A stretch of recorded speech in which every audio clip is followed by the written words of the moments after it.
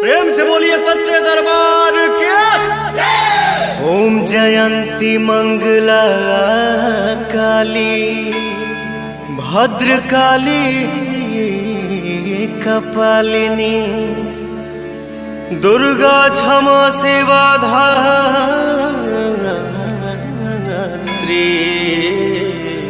स्वाहा स्वधा नमोस्तुते।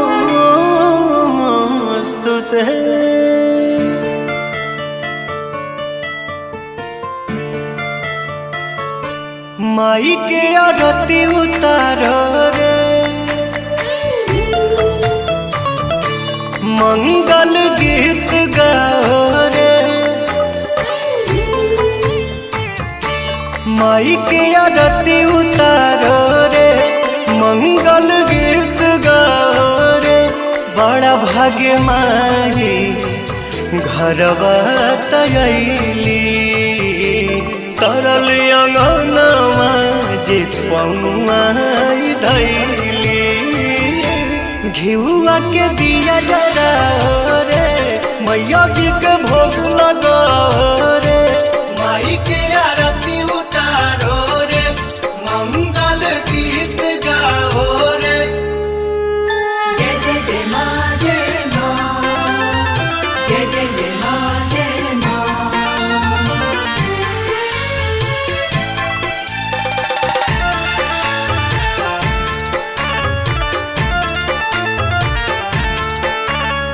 जय हो जग तरनी जय हो दुख हरनी आइलू अपना बेटा के दुआर।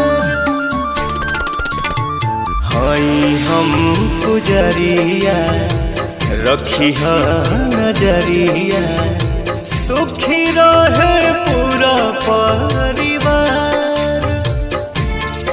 एहो पंडित जी शंख बजावा सब जन मैया पे फूल बरसावा।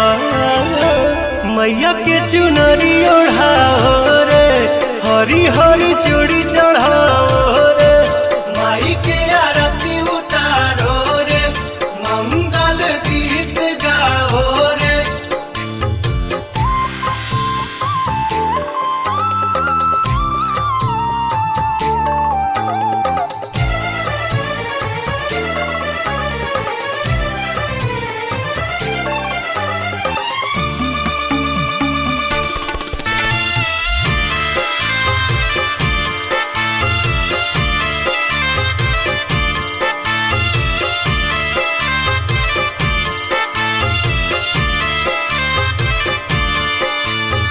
अइले सब देवता करे खाती नेवता सज गइल सच्चा दरबार।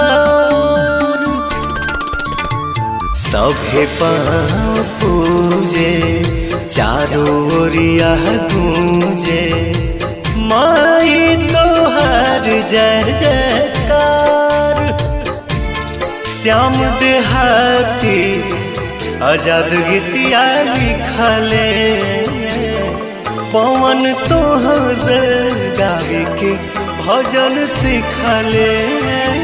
रानू अमित घंटी बजाओ रे संतोष दीपक टीका लगाओ रे।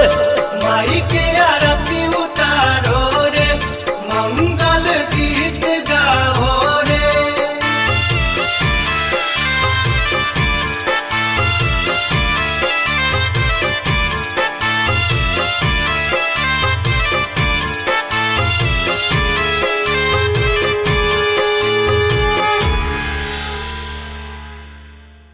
घिउआ के दिया जरा रे मैया जी के भोग लगा